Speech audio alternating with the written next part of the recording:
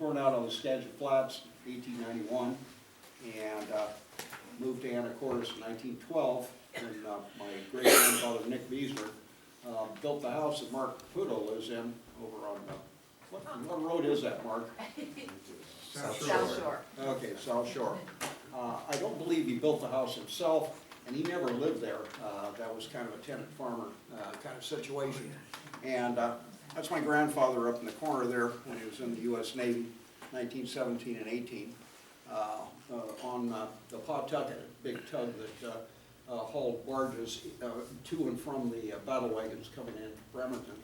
And he lived in that for a long time, in that big white house on 8th and K with the pillars, and that giant flag that flew on 4th of July in between the pillars was off the Pawtucket. So when my mother sold the house, she gave them the flag so that they continue doing that. I don't know if they are or not. But that picture to the right of my grandfather up there is the boat called the Dixie that his uncle Matt Beesner built over in one of the sloughs out of the Samish Flats. And they used that to haul stuff back and forth between the farm out on Samish and the farm over on Guivas, including cattle. You could only get one cow at a time. It was a little precarious. That's my grandfather diving off the boat, skinny dipping out of one of the fish traps, because when he moved to Anacortes in 1912, well, I got to back up just a little bit. When he was living out on the flats, he was into motorcycles, and he told me he had 2 Harleys, an Indian, and a Henderson Straight 4. And he always had 2 motorcycles because one was always in the shop. When he told me that, I said, well, you crap, if you didn't miss the bridge and put your bike into the North Fork of the Skagit River, or miss a turn on Chuckanut Drive and take it off a cliff there, you probably could have had one motorcycle and it would have been fine. But it was during his motorcycle days my grandfather got the nickname Wild Bill. And there's a mural in town next to Village Pizza, guy sitting on a red Indian motorcycle. That's my grandfather. And when we put that mural up, came down the next day and somebody had slashed him from the forehead all the way down to the crotch. And the paint was just green enough that we took a thumbnail and just ran it down the crack, and all the paint just sealed right back up. So it was really not a bad deal. And in the course of the history of the mural project, we've only dealt with 4 or 5 slashers in all that time, which is pretty darn good considering they're out there 24/7, 365, and there are 100 and something of them out there. So we've been pretty fortunate along those lines. But anyway, to get back to this deal of Wild Bill, I've got a theory about that. If your name is William, and he was William H. Beesner, H was for Henry, the odds are you're going to be called Bill. There are a few Wills, there are fewer Willies. Occasionally there's a Billy, but most Williams become Bill to their friends. And if your name is Bill, a few people are going to call you Buffalo Bill. My grandfather called me Buffalo Bill a few times. Other people did too. But it is and I've asked every Bill I know whether they were ever called Wild Bill, and every one of them was called Wild Bill by more than one person. And so my theory goes that if you get called Wild Bill enough, you start living up to it. And when the Anacortes Museum did a exhibit, the 25 most colorful characters in Anacortes, Bubbles came in #1, though she spent most of her time over here on the island. And there was a Betty Lohman, there was a Bertie Olson, who was a ferry skipper, and if she hadn't been a woman, she wouldn't even been in there. There was Barbara that started the Red Cross or something.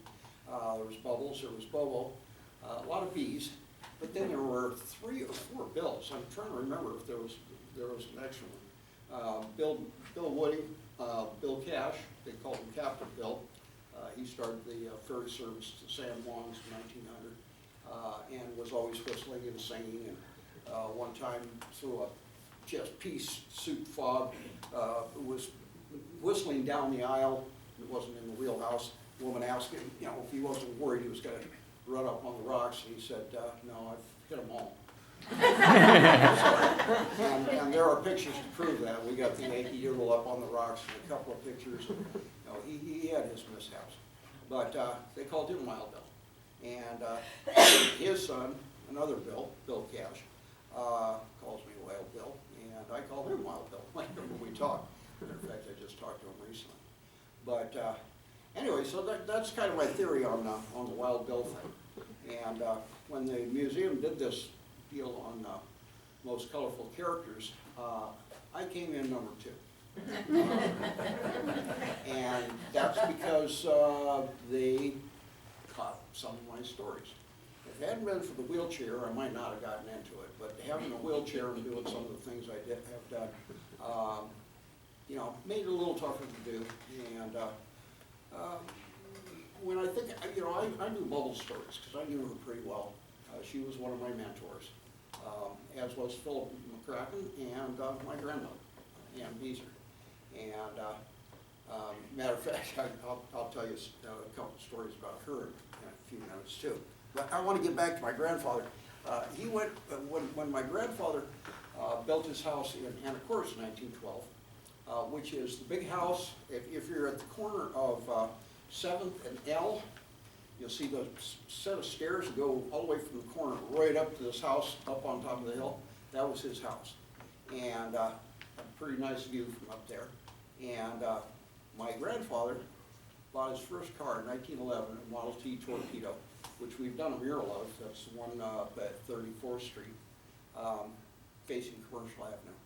But anyway, in 1912, my grandfather moved over to that house, and he got a job with Fidalgo Island Packers as hammerman on a pile driver. And that's him at the controls of that steam donkey there. That's the pile driver for FIP. And the first time out, he had hit a few pilings putting in the dikes out towards Sandwich. And but he didn't have a lot of experience. So the first time out, he kind of flubbed the first couple of hits on the pile. And the boss on the deal said, yeah, we hit too many piles, have you? And he said, no, not too many. He said, well, just stick in there, you'll do okay. Which he did. He drove pilings at Johns Island, Henry Island, all out in the San Juans and stuff, up in Birch Bay, all over the place. He told me Birch Bay was so soft, they didn't have to hit the pilings. All they had to do was set the hammer on the piles, and they would just sink right into the mud. He said they could put in a fish trap up there in one day, which is pretty good considering all the maneuvering you have to do, pulling in this anchor line and that one, and letting things out, get repositioned for each of the pilings. But anyway, after 1912, and he did well enough that they kept him on over the winter, putting pilings in underneath the cannery out of Ship Harbor. Some of those pilings out there might be ones that he put in. And then he put in fish traps in 1913. And the next year, he went to work for Will Lohman, and he started running the Capri, which is, see that little black and white picture down at the bottom there? That's the Capri out of one of the fish traps. Had the wheelhouse in the back, big long deck in front, enough of a hold, it could haul fish, but mostly it was hauling barges. And it was what you call a trap tender. And those two pictures on either side, the guy drinking the beer there on the right is my grandfather. In a selfie, you can see the string going to the camera. And that's Rainier beer on the deck, and they were hauling beer out to the fish traps. In the other picture, and I've done a mural of my grandfather hanging out of that wheelhouse, and the woman standing in front. And to the best of my knowledge, that was hauling girls from Lucille's Vine Covered Cottage out to the fish traps. And there were two young girls, and then there was an older matronly looking lady. And I think that was Lucille. Because in that picture, she's up next to my grandfather, he's hanging out of the wheelhouse, and he's looking right at the camera, and he's making a kissy face. So, and I could tell that this gal was his favorite because he had a big piece of Hauser wrapped around her and stuff, and a big smile on his face. But anyway, Lucille's, all he told me about Lucille's, which was at the corner of 3rd and O, where the Soroctonus is now. He told me that it was a working cat house through the Second World War.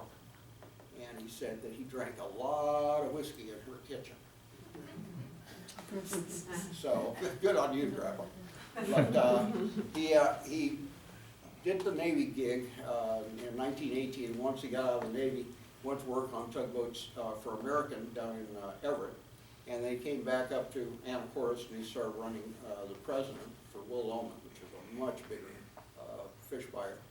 And I should have made copies. I made most of these copies today, but I had a picture of the President leaned over on the tide flaps.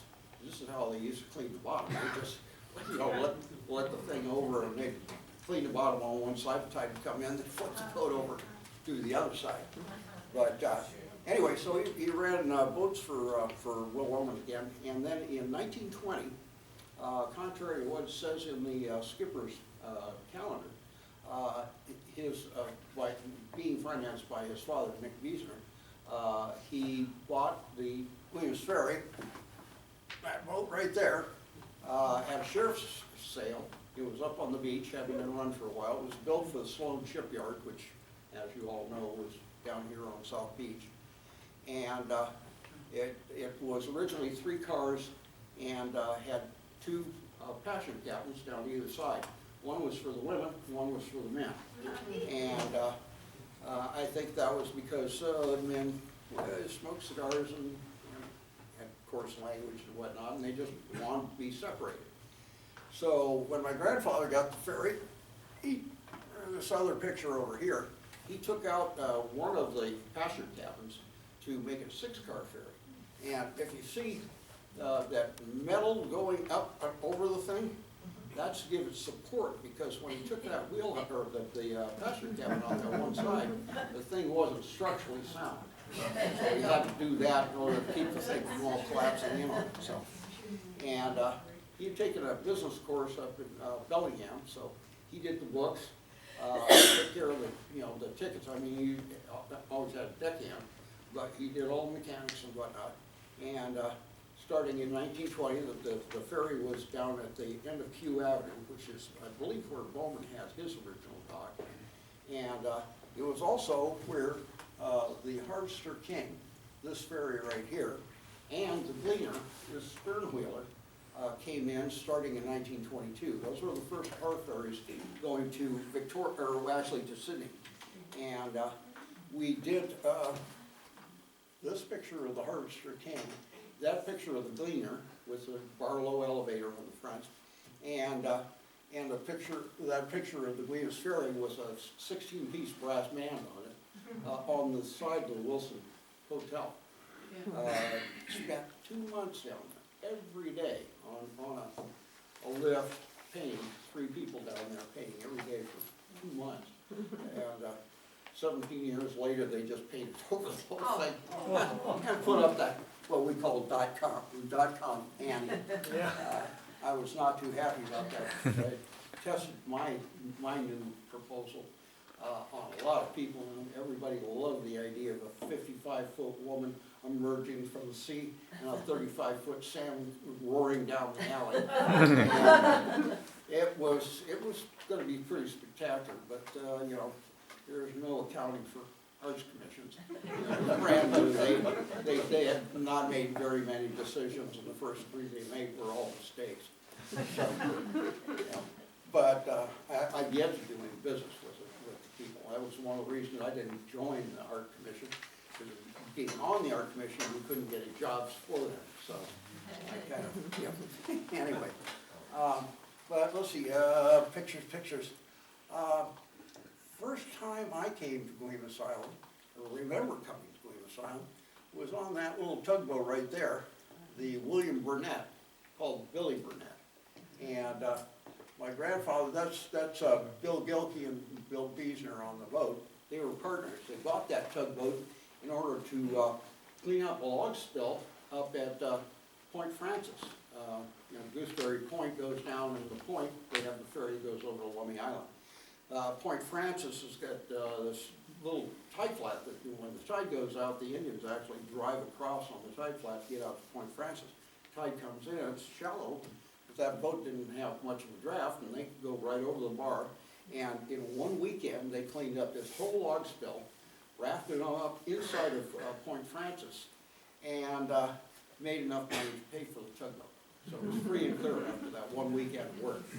And the first time I remember coming to Guaymas Island, we took the Billy Burnett over, and he grabbed just ran the thing right up on the beach, and we all jumped off the bow and onto the beach. And that's the first time I remember coming to Guaymas Island. But South Beach or North Beach? North Beach, North Beach. How old were you? Probably about 6, I think, something like that. I was old enough to be able to jump off the front onto the beach without killing myself, so, yeah, something like that. But, anyway, so, North Beach, I don't really know when my grandparents built the cabin. My grandfather married my grandmother in 1922, and, at that time, as you may or may not know, Prohibition started in Anacortes before 1920, which was when it went nationwide. But we were a dry option for Anacortes. And there was a lot of booze that came into Anacortes. And my grandfather said that he always knew when they used the ferry to unload directly from the boat into the truck, because he had the ferry tied out away from the ramp, and he said that the ferry would always be tied differently than he had tied it up. And he said there would be a case of whiskey just inside the engine room door, and that was always a dead giveaway. He also told me that when they had the customs office down there, starting in 1922, because of the Sydney run, that the good stuff went under the counter and did not get broken.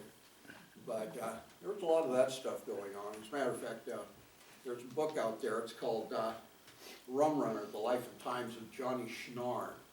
And he'd grown up in Oregon, and he ended up relocating to Victoria and built his own boat, the Liberty airplane engines.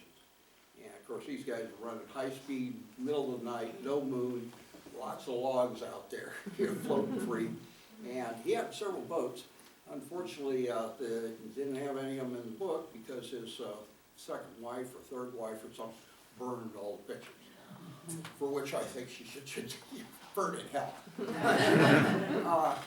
He had a map that showed all of his drop points, and he had a couple places in Olympia, 3 or 4 in Seattle, and 2 or 3 in Everett, and then you could see the outline of Fidalgo Island. There were so many stars around Fidalgo Island that the thing just looked like somebody had hit somebody on the head with a frying pan. It was just beautiful. But that's kind of what was going on. And my grandfather liked Canadian whiskey a lot. And I think he went to more than a few dances.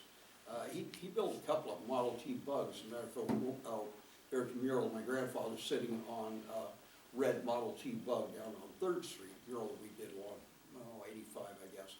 And he bent that body down at the Williams Ferry dock when he built that one. But, and something else I should tell you is that my grandfather was the ambulance for Guaymas Island. Because if there were any emergencies on Guaymas, they called my grandfather, who lived up at, well, at that time, it was 10th and K, and then moved over to 8th and K. But they would call my grandfather while Grandpa was getting dressed and jumped in the car. Gran would be calling Dr. Cook, who lived kitty corner from the health food store down on O Avenue.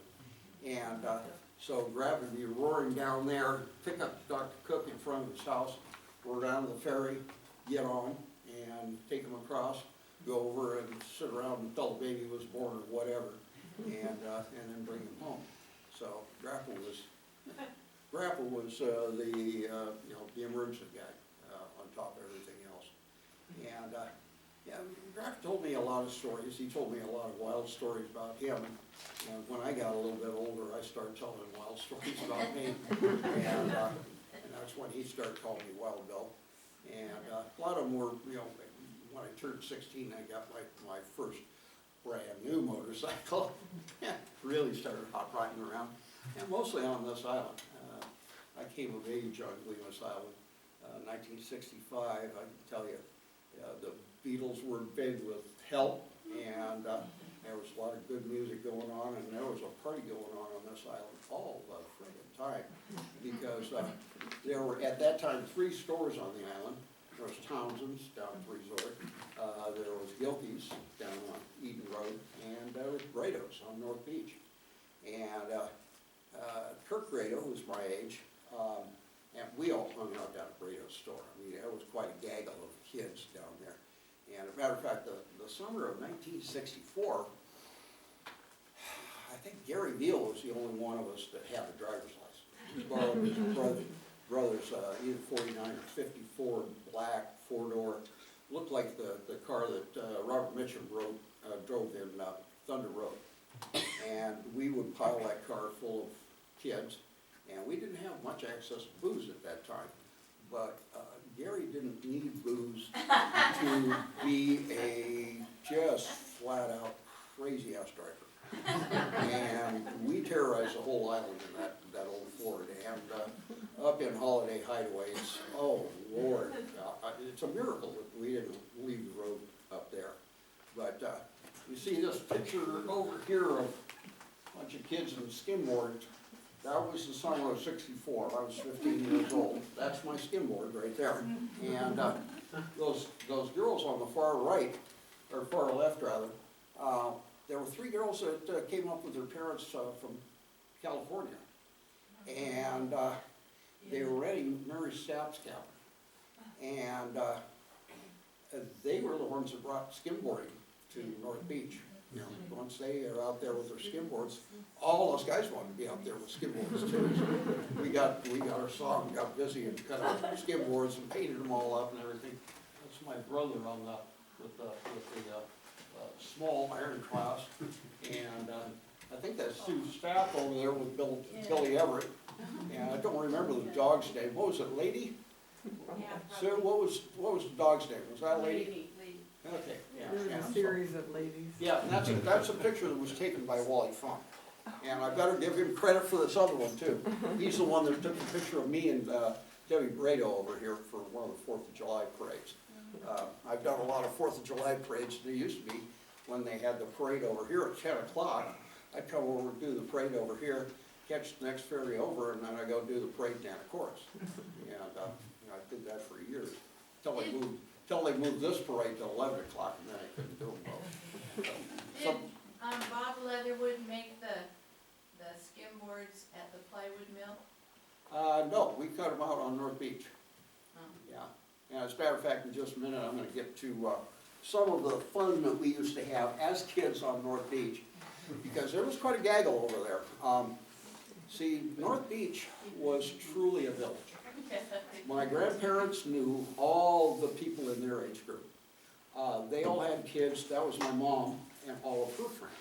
They all had kids, and that's Sue, Sal, and all the people, you know, Red's here someplace, that, you know, were over there during our time. And so it was 3 generations at this point. Everybody knew everybody. And there was a time that the flat spot down in front of the Wiesner House in Ryberg's had a big long table, and I've heard some pretty exaggerated lengths on this table. When I was a kid, it maybe was 16 feet long. They'd have a potluck about every week. Everybody bring a dish, and they'd come down there and have a big meal. At night, there would be, you know, anywhere from 4 to 6 or 7 campfires all down the beach, and we would wander from one campfire to another, tell them stories, tell them jokes, occasionally singing, plunking rocks in the water. As a matter of fact, one time when the movie Sink Bismarck came out, I built a Bismarck about this long out of a log that I hewed off the top, and then I built all the superstructure out of 2x4 blocks and put in guns and all this kind of stuff. Put a nice big iron rod across the bottom, you know, horseshoe nails to hold it in place, and we'd throw the thing out with a little bit of an anchor, and then we'd sit back on the beach by the fire and just plunk rocks at it. You know? We did that all one summer, and the other summer I wrote a note on it and just set it free. And, got a letter back from, Deer Harbor on Marcus Island, that's where it ended up. I don't know, it might still be over there. They asked if I wanted it back, and I couldn't imagine putting an entire thing in the mail, so. So I told him it was okay. But, yeah, and, over on North Beach, we had the best tide flats this island has to offer. And that those, tide flats on North Beach were owned by the people that, you know, lived on North Beach, communally. That's why when people would bring their boats in from the outside and start digging the horse clams and stuff, occasionally they'd get chased off, especially if they got greedy, which happened occasionally. But, we used to play out on the tide flats there. Sue and Sal probably remember this. We'd take a crab fork and we'd make a giant wheel with spokes, and then we'd play, what was it, fox and chicken or something like this. It was just basically tag, but you had to stay inside the spokes, inside the wheel. Used to build sand castles, get out there with shovels and just dig a huge moat, pile all this stuff up, and then make it so that you could roll marbles from the top down through little holes and stuff. And then the tide would come in, and then, you know, the next day, you would already have an amount to start working with. Whittle out the moat a little bit more and build it up a little bit more, and we would build things that, I think there might have been one or two of them that actually survived the winter. So where there was still a little bit of an imprint out there. We used to play golf out there. We had some old beat up golf clubs, buried tin cans in the thing, put up a flag, and you had to play it where it lies. If it got into water like this, you could be splashing and stuff and move that ball about this far, and hit it again and move that about that far. You get really wet.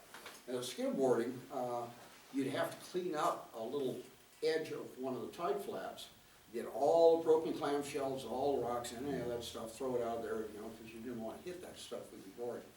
And you could go quite a ways. You would throw your board down and then jump on it while it was still moving, and you could go, probably halfway to into the next room, you know, one spin on the thing. Used to have some pictures, and there was a really great action shot of me, arms out like this and all blurry and everything, and I had two pictures of Hal Peterson, one where he was crashing, and one where he was getting up after crashing. And Hal was a great guy. In the summer of '65, he and I was 16 years old. I had my brand new Honda 160 when they first came out, called the Little Super Hawk. And Hal had the old cushion that my brother and I bought from Chuck Brown. And my grandfather financed a rebuild on the motor of the thing. And we did it at the same Harley shop in Bellingham that he had done business with back in the teens, which was a real trip for him. And once we got up there, the first time we went up, we felt so gypped because we could get a Harley 74 for $300. And that's what we ended up having in this Cushman, which looked a little like a Harley, except had little wheels, you know. But it was fun. It had, you know, shift on the side, foot centrifugal clutch. But anyway, Hal and I, summer of '65, moved into a little camp on at the park down there by Townsend's Resort. And the summer before, everybody hung out down there because of the swimming pool. I think it was 50 cents or something to get into the pool. We hung out down there a lot. But anyway, in the summer of '65, Hal and I were camped down there. We had my grandfather's two-man tent, and we made a little lean-to, and Hal did the cooking and I did the cleaning, and between the two of us, we probably had about 20 lawns that we had to mow. So we were working our butts off, but you know, living away from home, it was really great. And that was the summer I kissed my first girl, and it was just past Reinhold's up the road, up around the turn, you know, coming up from the flats. And I don't know if you know this, but my grandfather told me that the little log cabin that was right on that corner between the road and the beach was the first cabin on Weemus Island. And I took a look at it when I was young, and it was full of, you know, barn stuff. You know, they had horse collar and, you know, some tack, you know, horse tack, saw blades, and all that kind of, you know, big heavy stuff. I don't know if there's anything left down there, but it would be interesting to do a little excavation and find out. But anyway, we were walking as a group up the road, and she and I just kind of went up and around the corner. I stopped, and she just twirled around in my arms, and it must have been because it was the year of the snake. Because we were both chewing dead teen gum, and when we locked lips, there was the very distinct smell of snake.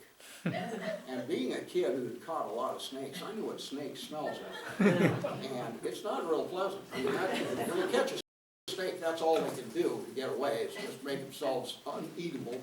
And so as soon as we unlocked lips, I looked around to see if we were standing on one squished on the road. No snakes around, but that was my first kiss. And the next day, she and I went for a ride on a motorcycle, went down to West Beach, and we sat on somebody's front porch, kissed until our mouths were raw. And she was going to be leaving that day, and so we went back to the camp down at the resort. And we went in the tent so I could grab my camera and I could get a picture of Sue Hildry. And we were only in there for a half a minute, and as we come out of the tent, here comes her dad, whole family in the station wagon, screeches to a halt, and a nice cloud of dust, jumps out, grabs her by the arm, just about pulls it out of the socket, throws her in the car, and I never see her again. So that night, I drank my first 6-pack of beer. I believe it was Lucky Lager draft. It had just come out, and there wasn't as much burping.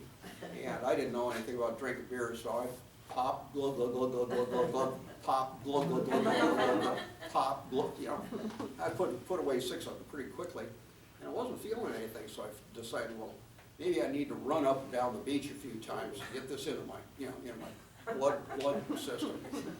And I started running up the beach, and somebody must have pulled a post out of the ground or something, because I was running along, and all of a sudden my foot went crotch deep into a hole and stopped me dead in my tracks. And at that point I realized that I was drunk for the first time in my life. And kind of liked it, so I was brokenhearted, so I started drinking a little bit. And I think I'd already started smoking cigarettes, and so I figured, well, 16 years old, I got my driver's license, I'm drinking, I'm smoking, I'm kissing girls, what could be better? And my friend Kirk Brado had easy access to beer because his dad, Dale Brado, was, he drank some, and he wasn't really paying too much attention. Kirk could make off with cases of beer, and he wouldn't notice. So the parties on Williams Island in 1965 were frequent and in any number of places, including West Beach. I remember one party in which we hiked way down the beach. I think I had been drinking slow gin, still don't like that stuff to this day. Decided, like Superman, I was going to leap over the fire. Made it about halfway over the fire, and realized I didn't have enough momentum to keep going. So I swung my foot around, stuck it in the fire, and was still falling back into the fire when Steve Dunn gave me a kick flat on my face out there. And I went hopping down to the beach and stuck my foot in the water, just like Yosemite Sam or something. And I think I went into shock about 5 minutes later. They had to haul me out of that party. But then we were headed for a party over at Steve Dunn's, and Gary Beal. There was quite a pack of us with motorcycles over here. We all took all the mufflers off so it would be as obnoxious as possible. Bill Everett used to sit out in his yard with a hose and try to squirt us as we went by, and so of course we had to terrorize him. And but we got past Orsini's, and Gary pulled over in his Honda 90, and I thought he was stopping for something. And I was second in line, and I just kept going. All of a sudden, he turns right in front of me. I clipped him, and went ass over tea kettle. And when everything stopped, I was laying on my back, motorcycle across my chest, completely pinned down. I couldn't move. Luckily, there was a gang of guys there. And I had luckily gone down on, I was wearing a helmet, they had helmet laws, and I had a visor that was, you know, had 3 snaps on it. And I came down on that visor, and it snapped like this, it snapped my head back, and luckily I had a chin guard, and I ground the chin guard down to my chin, missed my nose, because I could have ground that off, and hit my upper lip, made hamburger out of my upper lip, took off both elbows, both knees, the outside of my ankles, and I had 4 holes across the backs of my hands. You can still see the scars on that. So let's see, that's 1, 2, 3, 4, 5, 6, 14, 15 holes in it. And I made it to the party. My lip was swollen out past my nose. Everybody kept wanting me to take the bandage off so they could see how bad it was. And it was at that point that I realized that I'd become the party bleeder. You know, if anybody was going to have an accident, it was going to be me. I was tough enough to take it or something. And it was that night, and on the rebound from Sue Hilby, that I met Beth Armstrong. And we took a little walk. Hal figured I was too drunk to live, so he threw me in the channel, and I was soft and wet.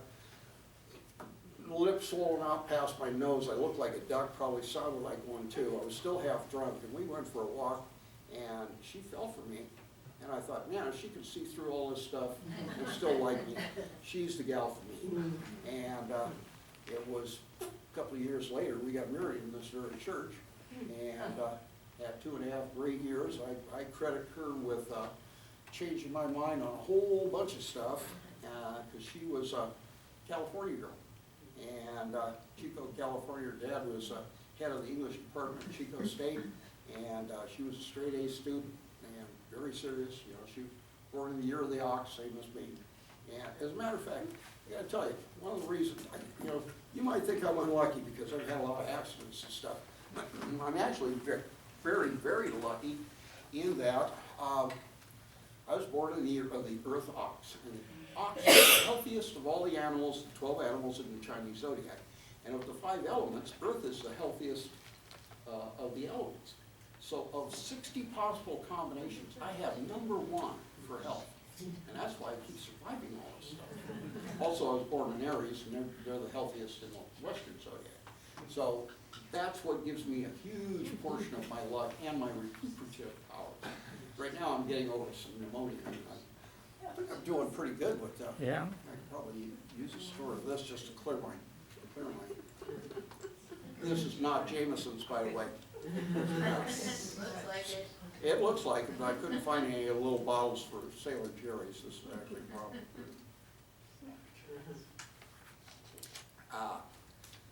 That's better. You gonna pass it around? Yeah, anybody wants a smoke? I got Sailor Jerry's. One of the only hard liquors that doesn't make my head go like this when I hit it.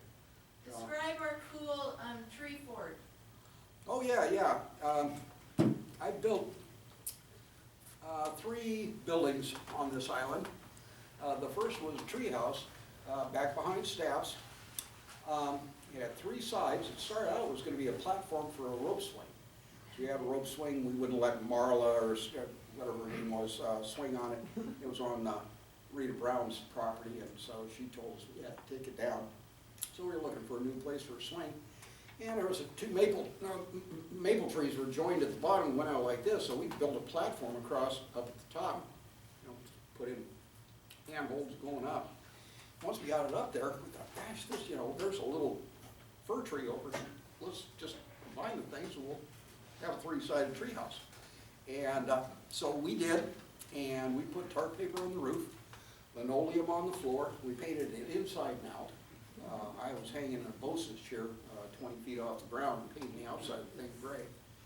And it turned out so well that we were planning on putting a 2nd story on it the next year. Unfortunately, the first winter, tree fell right through the middle of the thing, took down the roof, the floor, and 2 sides. And I believe, Sue, you probably know, I believe that one wall, painted gray on one side and Chemtone green on the other side, is still hanging up in those trees. The fir tree kept growing, so it's a little wonky. Got a window in the middle of it. But then in 1968, Beth and I got married here in December, it was December 30th, 1967. We were both 18 years old. And we got married because we wanted to, not because we had to. But I had signed up to train as a bowling draftsman. So we went down to Everett. We had a whole 2 days honeymoon before I had to start school down there. And I came out of this drafting course top in the class, only because my lettering was so good. Everybody else, you had to start your day with a lettering exercise, and everybody was doing AAA, BBB, CCC, and I was doing Once Upon a Time, You Dressed So Fine, Threw the Mom a Dime in His Prime, Didn't You? And I wrote out the lyrics of all the current songs that I could think of. And I could do a lettering exercise in 1 hour when everybody else was taking 2. So after I got done, then I would draw. And I guess I became the teacher's pet.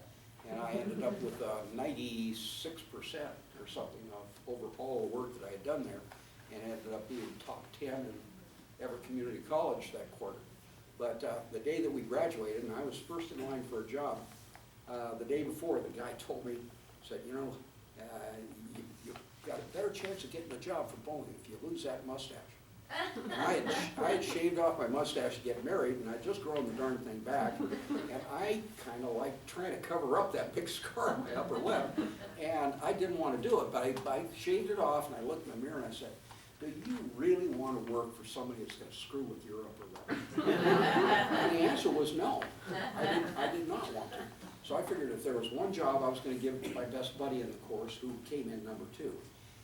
But the day that we got our diplomas was the day the government decided not to do the SST. And they had been putting on draftsmen for 2 years, getting ready for this SST job. All of a sudden, they were letting them go. So he gives his diploma and said, sorry, sorry. So we moved out of Everett with 3 weeks rent paid up. That's how much I liked Everett. And we moved to my grandparents' place on North Beach, which, you know, felt like home. I loved it there. But a couple of months living there, and my grandmother kicked us out because I just couldn't keep it in my head when the garbage man came every 2 weeks. So the garbage was piling up. So she kicks us out, and we bought a couple of tents and moved down to Beth's parents' property at the bottom of the hill on the flats. And we built that little house right there. It was 8 feet long, 8 feet wide, 2 stories high. It had a little deck in the back with a set of stairs. Phil McCracken gave me a boat door that had been washing up and down on the beach and was all rounded off. We had a stove that came out of an old cabin that was all boarded up in the 40s. I mean, there were still, you know, coats and things hanging on the counters at 1949 or something like this. And the roof had caved in over the kitchen. And there was a beautiful little, you know, cast iron potbelly stove. So I took that up and over and got that out of there and used that. And it was really a nifty little place. And we were there for, you know, the whole summer of '68. And that's a 10-foot paddleboard, so that tells you how tall the thing was, about 15 feet high. And that's the tent in the background. It wasn't waterproof, it was kind of water resistant. And when we only had the 2 tents with a plywood floor and a little bracing to hold it up off the ground, when it rained, rain would kind of just splash right through the canvas. So got you wet, and we had all of our stuff stored in one of the tents, and got all of it wet. We had moldy records and all kinds of stuff. But it was a cute little place. We had a couple of rabbits, and had a motorcycle, bought a Corvair, and was going to Skagit Valley College and commuting, which was a lot of fun, because I would take the ferry across. It was a 7 o'clock ferry, you get an 8 o'clock class over there. Take the ferry across, and I would ride in the wheelhouse with, you know, Bob Leatherwood and Race Parvich, all these guys. And when I got off on the other side, I would roar through town. I had a little route that only had 1 stop sign, and I'd roar through town, hit the highway, past everything in sight, and I'd go up on what I call Smoker's Hill, just before Sharp's Corner, and pull out a cigarette, smoke about half of it, watch all the cars I passed go by, and as soon as the first car I passed went by, I'd snuff the cigarette, stick it in my pack, and I'd go running down there and I'd pass them all again. Once I took the shortcut over to the college, I always tried to time it so that when you went down that little valley there and you came up on the other side, you had to cross the tracks, and everybody had to slow down to hit that flat spot on the tracks. I would try to time it so that I passed them in the air, land halfway up the hill. That was a lot of fun. Yeah, so anyway, I did Where that. was that, where did you say the house was that you and Beth lived in? I was down at the bottom of the hill, first That's place on. property now. Yeah. Oh, at yeah. Armstrong's Yeah, place, yeah. okay. Yeah, and I had salvaged most of that lumber for that thing out of a wood pile that was way in the woods behind you guys' house. And it was 1 by 8 dimensional lumber that I think had been cut maybe in the 40s or something, because it was rotting down several layers. And it had all been air dried, there's stuff in between. But I dug down and I pulled stuff out of the ends and the edges and stuff. And the stuff was like trying to drive a nail through metal. It was so tight.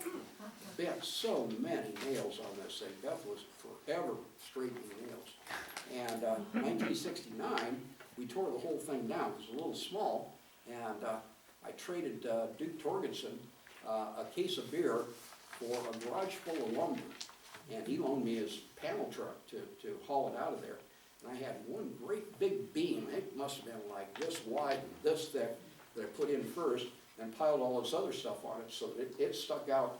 And the front wheels on this panel truck were not always on the ground, but this thing sticking out the back was dragging on the ground, so it kind of kept me going straight whether I was touching the ground or not. And so I started building a 16 by 24, and everybody on the island, George Kingston in particular, were giving me windows. And we had all these windows stacked up. And so I started cutting the frames at one corner and just pulling the wood frames off these. All we had were the panes of glass. And Beth somehow or another laid these things out on the floor, which was, like I say, it was 24 by 16, this way. And she laid these things out on the floor with an 1.5 inch gap between these panels. We'd have 2 long ones, 2 medium-sized big ones, 3 or 4 little ones. I mean, it was just a collage of weird-shaped windows. And she managed to make it into a rectangle that measured 7 feet by 16 feet. And I built a frame for that thing out of 2 by 2, which is, once they plane it, it's 1.5 by 1.5. I cut halfway in on both up, put them together just tight as a tick. Pre-drilled, put one screw in there, and it wasn't moving. And put this whole thing up, put all the windows in it without breaking a single window. It was just a work of art. And got the tar paper on the roof, hung the front door, and the day after I hung the front door, I went over there. I'd been working on this place for a month and a half. Went over there and there was a note from the building inspector saying, you need to come talk to me. And he didn't like the creosote telephone pole that I'd cut up and wrecked somebody's chain trying to make a foundation for the thing. And he didn't like my 4-foot centers on my studs. He didn't like anything about this house. The only thing I did right, according to this book of 15 basic rules of building, was I used wood and nails. Everything else, when I went in, he said, oh damn, I thought you were going to be 15 years old. We'd call this a Ford or something. And I said, well, what can I do? And he said, well, about the only thing you can do is drag it across the street, put it on logs, and call it a houseboat. No rules when it comes to houseboats. We didn't have control of the property across the street, so ended up tearing it down. It took, I'd been building on the thing for 2 or 3 weeks, and it took about a day to tear the whole place down. I gave all the lumber to Tony Foster. Don't know what happened to all the lumber on the thing, but anyway, I'm gonna backtrack a little bit, because when I started talking about all the fun we used to have on North Beach with Sue, Sal, Steve Orsini. Steve was like a brother, my brother Paul and I. My grandfather paid him $5 a piece to teach us how to swim, so we wouldn't drown. And Steve was there when I ran off the cliff on the north side of Jack Island and sprained both my ankles and hobbled around on crutches for one summer. Learned how to type, a lot of good that did me. And Had a lot of fun there. We, you know, aside from all this fun stuff we did on the tide flats, at night, there were no streetlights over there, dark as could be. Our eyes would adjust. And we'd play outside until 10, 11 o'clock at night. You know, we were all over the place doing all kinds of fun stuff. Do you remember the slug roundup? There was one year that slugs were just something horrific. And everybody in the neighborhood would pay us, what was it, nickel a slug or something like this. We collected every slug we could find and put them all on a great big piece of cardboard and roasted them. If you've ever heard 500 slugs screaming. But anyway, so we had a lot of fun on North Beach. The three gals that were up from California left early because Gary Veal and these crazy ass kids couldn't help but, you know, roar past our house and yell things out the car as we were going by and stuff. And they didn't like it. They were sure cute. 12, 14, and 16. Damn. But anyway, You know what I remember? When somebody would make a raft every year and pull it out there, and we would swim out to the raft and jump off the raft until we were just oh yeah, freezing. go down and get a big handful of sand and then throw it at whoever was on the raft, splatter them, and then they'd fall off like they'd been shot. Yeah. Well, having a swimming raft on North Beach was an old tradition. And when I was about, I would guess 13 or 14 years old, I was running down the beach in front of Mounts, which Mounts were just to the east of my grandparents' house. Ryberries were to the west, the big red house. And anyway, I was running down the beach barefoot, and I kicked something that just about broke my foot and put me face first in the sand, and I spit out sand. And I thought it was a rock. And I was mad enough at this rock that I decided I was going to dig the darn thing up and throw it off the beach. And I started digging, and when I came up with a rusty 50 caliber machine gun, I was pretty excited. I was not expecting, that was the last thing I was expecting, because I had no idea of the legend of this. But evidently, Phil McCracken had gotten it off a scrap pile down on Whidbey Island. As the story goes, it came out of a PBY that was shot up in the Dutch Harbor attack. There were two of them up there at the time. One was destroyed, one of them was just damaged. They came down to Whidbey Island and was dismantled down there, and the barrel was a little crooked and stuff. So he, you know, I don't know if he shoved it down his pant leg or what, but he brought this thing home and he had it out on their swimming raft, and it kept falling off the raft and sitting down on the tide flats. Somebody finally drug it up on the beach. It got buried and just disappeared. Nobody knew where it went or anything. I found it with my foot. And, at 75 pounds, I went ahead and I drug it up the steps in front of my grandparents' house, which were built by Harry Rickaby, by the way. I should mention Harry Rickaby built rowboats. He built my grandparents' rowboat. I think he built the Ryberg rowboat, maybe even the Staff rowboat. There were a lot of rowboats that, and he rented them. He was the first, he had the first ferry to Williams Island, the Elk, which was just a passenger ferry. But he lived down on 2nd Street, right next to his marina, Gateway Marina, which was right next to the Williams Ferry dock. They had to go all the way from Q Avenue across to this landing over here. And during the Second World War, my mother was a deckhand on there, and my grandfather was in the Coast Guard Auxiliary. And I believe, now I don't know this for a fact, but I believe he had his Remington gas injection, pretty much shoot as fast as you can pull the trigger, on board in case of Japanese submarines. Because it's being on the water every day, several times a day, and being both a real eagle eye and a crack shot. If there had been a Japanese submarine kind of coming up the Williams Channel, I'm sure my grandfather could have put his eye out. I went on a hunting trip with my grandfather over to Eastern Washington. He told me that about going in with horses. He used to hire an Indian guide, and they would shoot pretty much anything that came up, and the big stuff they would take home, and all the other stuff went to the tribe. So the Indians were, you know, hip to the white man shooting whatever came along, because they ended up with all the meat. But on this trip, it was just the two of us in his red and white Jeep, and we got over a twist, and had a meal in this little teeny cafe. And afterwards, they had a pool table in the back room. They had about this much room between the pool table and the wall. So all the pool cues had been sawed off so that you could play pool on this stuff. And there were three guys with black leather jackets, toothpicks hanging out of their mouth, or hanging around in there. And the first game, my grandfather shot, no, the first game I shot first, didn't get anything in, and dropped around the table. So the next game, he shot first, because he won the first game. He didn't get anything in, so I took a shot and I muffed it. That was the last shot he got in the second game too. I mean, he ran the table the second time, and impressed the hell out of these young punks that knew this table.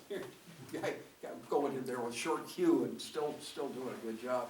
I was pretty impressed myself. But I was luckier than both my brothers because I got to have a trip with my grandfather, just the two of us. And later I got to have a trip, just me and my dad. We took a 1,600-mile trip in his motorhome all the way up to Barkerville in Canada and over to Lake Louise. We had my cart, my little electric cart, towed behind this 40-foot motorhome.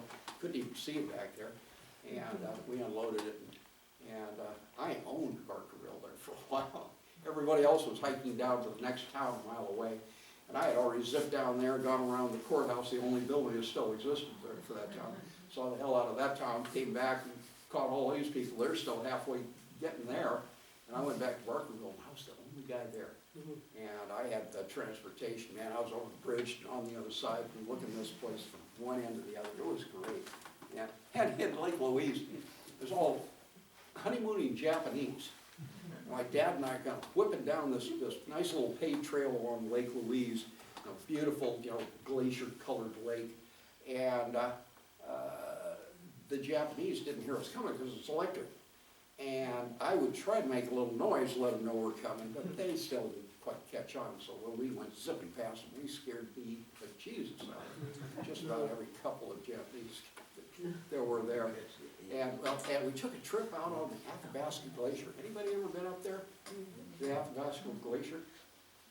They say it's a mile thick and it's receding and all this stuff, but they have this big vehicle, 8 gigantic wheels, and it goes up to the edge of this cliff. And the guy runs the first couple of wheels right out over the edge of this thing. And he tells everybody, now this is a steep commercial incline, anybody can go on and stuff. Then he pushes a little further and this thing noses over and goes down this thing at an angle like this. And Dad and I were in the front seat right behind the driver, and all the rest of the people there were Japanese, and scared the Jesus out of everybody. But once we got out in the middle of the glacier, it went from being a really nice sunny day to being a white-out blizzard. Wind whipping, couldn't see a thing. He opened the doors, everybody filed out so they could get this experience. My dad was the last one out, and the first one back in. And somebody's hat blew off, and they said, you gotta let it go, because, every day they would run a bulldozer, or a road grader down to make sure that the road was good. And before they, because crevasses were always opening up and stuff. It was really a trip. You never get a chance to go up there. I don't know if it's still a working glacier like it was, but man, that was an experience. I really enjoyed that. So I am missing out on a ton of stuff. Oh, one of the things that we used to do on North Beach too, we happen to have the biggest, roundest table of anybody on North Beach. And we played a game called Demon. Some people called it Hell.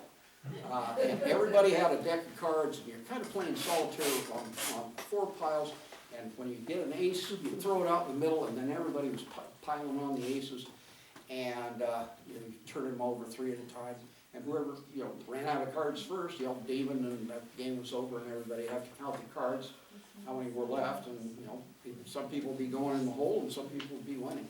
We did that, gosh, didn't we do that for a whole summer one time?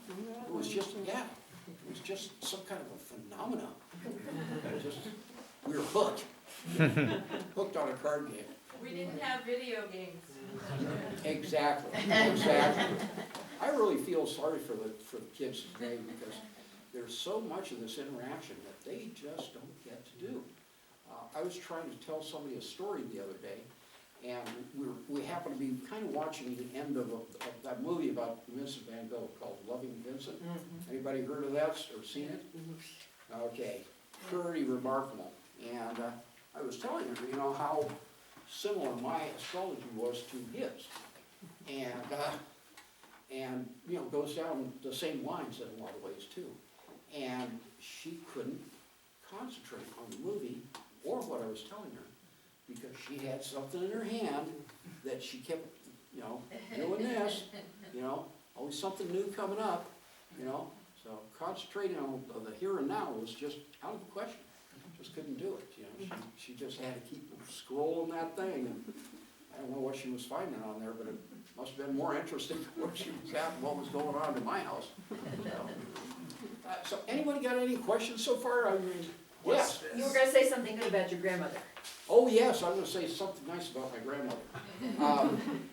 When I graduated from the Boeing drafting class, top in the class, my grandmother was very proud of me, and she went to one of her china cabinets, pulls open a drawer, and she pulls out this giant roll of paper.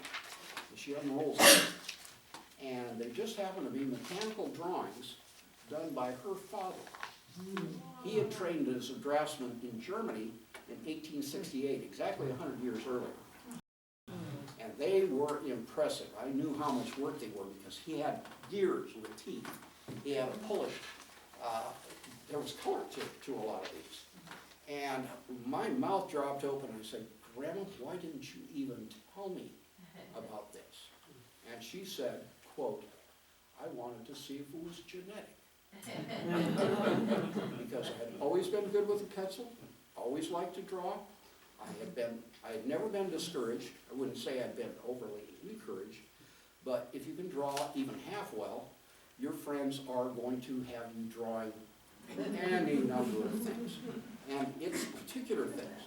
They already know the picture that they want, bigger and, you know, on a t-shirt or whatever. And so I knew how to draw everybody from Donald Duck to Beetle Bailey and then some. And during the 60s, when, you know, goofy people in goofy cars was the big thing, I could draw a Hemi with a blower and big slicks and smoke coming off the tires, and, you know, hand up here with a gear shift and tongue hanging out and little flies and all that stuff. You know, I did a boatload of that stuff. And as a matter of fact, when I was taking art classes in high school, my art teacher allowed all the cartooning that I was doing, but he would not give me credit for any of the pages in which I was just lettering out all sorts of slogans and, you know, the dumb stuff that was, you know, current at the time, slang and whatnot. I was doing lettering exercises. He wouldn't give me credit for that.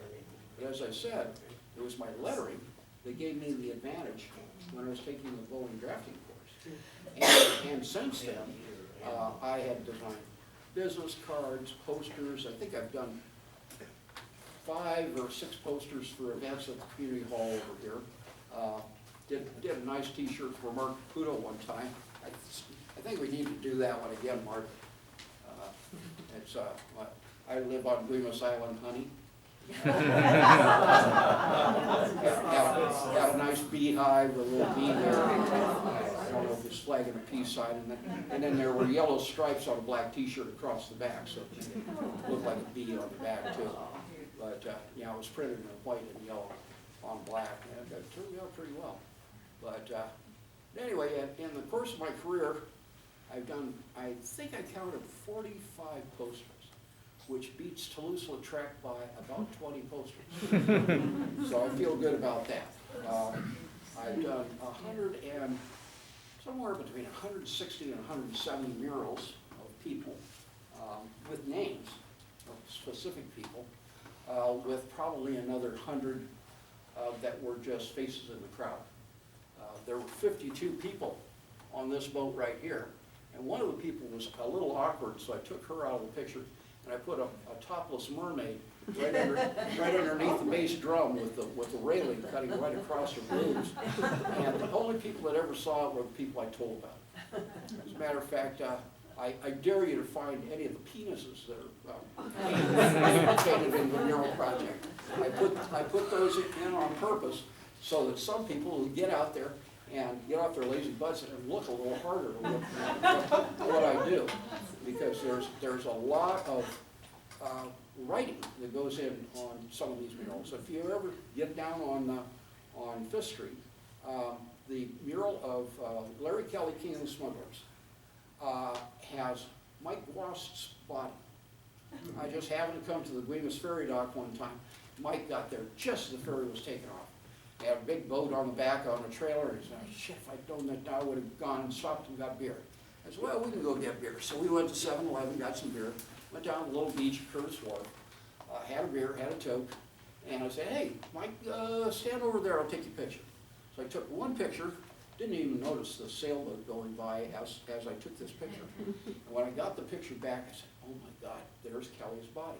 We had a mugshot of his upper torso, but we needed a body. So I ran it across the bow of Kelly's family, and they all said, oh, that's perfect. And so instead of the brown coveralls he wore to work at the shipyard, the ones that stood up by himself, I made it blue. And in the seams of his coveralls, you go up and look close, I got his whole biography on his coveralls. Starting with when he was born, where all of this kind of stuff, war stuff over on this strap, all the way around this thing. There are little arrows so that you don't lose track of which way you're going, all the way down his pant leg, the inseam on the thing. The whole damn story is written on there. And I don't know anybody else that's doing that in portraiture, where they're actually trying to paint the story into the mural or into the picture so that the mural, or the story and the mural cannot be separated from each other. But again, nobody looks that close. So that's why I put an occasional penis in there. Yes. How do you enlarge to do your murals? I take a little picture, sometimes sepia tone, and I blow it up to about this big, and then I make whatever corrections are necessary. Because quite often, if the body is turned a little bit, one foot will be hitting the ground, the other foot will be this far off the ground. So I shorten this leg, lengthen this leg to get them a little closer to each other. I did that on Cecil Wyrick, that's at the ferry dock on the other side. And sometimes I have to lop off an arm and fix it. I've done head transplants. I call it Frankenstein work. And it's appropriate that I was very much into Frankenstein when I was a kid.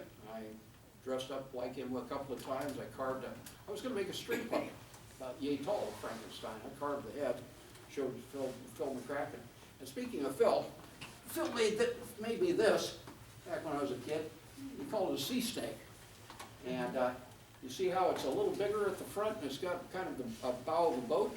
You take that thing and you just throw it, get down low, and you throw this thing across the water out on the tide flats, and this thing will skip along and it'll go a long damn ways. It's a very streamlined little boat. Yeah, go ahead and pass that around. Just hold it up. He made one for me and one for my brother. Pass it back in. Yeah. Want to pass it? Yeah, just go ahead and pass it around. By the way, this is a lantern from the Guaymas Ferry. That was given to me by Bob Leatherwood. And I've got it hanging in my house. And of course, you've seen my skimboard over there.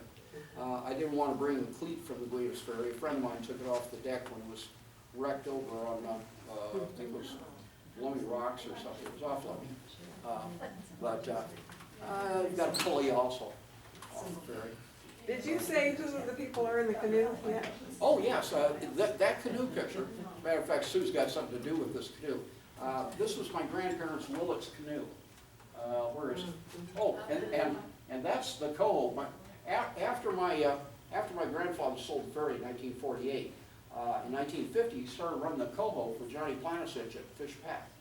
And it was a fish fighter, had a great big hold up front, had cement for ballast. He said it was a real good sea boat.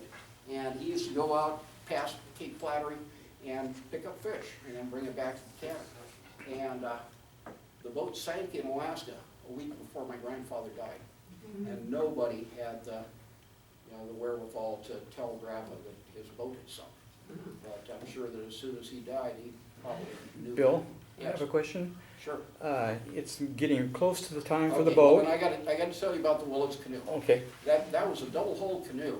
The boards bent like this on the inside and then went this way on the outside, so there was air in it. So you could not sink that canoe. We used to play with that out when the tide was out all day long, and when the tide came in, especially if there was a north wind pushing that warm water towards shore, if the water was brown and full of seaweed, it was good swimming. And everybody would be out there swimming around. My grandmother would get out there and she'd drape seaweed all over herself, come out of the water like queen of the sea or something. But there was one night that Sue and Sal, my brother Paul and I, took that canoe and went down to the sandbanks down west of North Beach at night with a lot of phosphorus in the water. We got down amongst the kelp and stuff. Do you remember this, Sue? We got down amongst the kelp and stuff down by the sandbanks. And a lot of dogfish swimming around down there. And next thing you know, Paul and I are standing up in the canoe with paddles, swinging at these dogfish. As I remember, Sue and Sal were scared half to death. Because, it looked like a bunch of fluorescent sharks. Well, they looked so long because when they would swim in the phosphorus would. Yeah, it was a trip. And I think there was a promise I was gonna tell you a couple of fish stories. I'll make it real quick because we're running out of time. When I was dogfish, we used to dogfish just below my place. I grew up, there's a telephone. That's the ferry. That's the buzzer. Anyway, we used to dogfish down at what we call the state plant, where they made fertilizer, tetrafficin. They'd bring in the barges from the canneries, and there was a lot of swarm of dogfish and stuff, and we'd catch dogfish like that and have a lot of fun. But one time, the tide was out, and it was only about 3 feet of water, and a giant skate came into the L-shaped dock like this, and it came in from the outside, and he got in here, and he realized he couldn't go anywhere. And so he just sat there on the bottom, while Jake Cheney, who was working on the tug, the challenge with the barge, ran and got a 15-foot pike pole. And he launched this thing, and just like Moby Dick or something, stuck this pike pole right in the middle of the back of this skate, which measured, I'm gonna guess, somewhere between 8 and 12 feet wide. I mean, it was big. And I latched onto a skate on North Beach one time. I didn't know what I had, but it pulled me in the rowboat all the way down to the flats and back. And I was right above it, and I couldn't pull the thing loose from the bottom. And it ran again, and when one great big triangular fin came up, I knew I had a skate, and I wasn't going to break it up, so I just cut my line. But one time dog fishing off a fish pack, there was a great white shark. Must have been 12 feet long, because there was 8 feet between the pilots, and it was pretty close. Mark's dancing back there means I've got to catch a ferry. Right? Yes. Bill, my question was, will you come back for part 2 later in the year?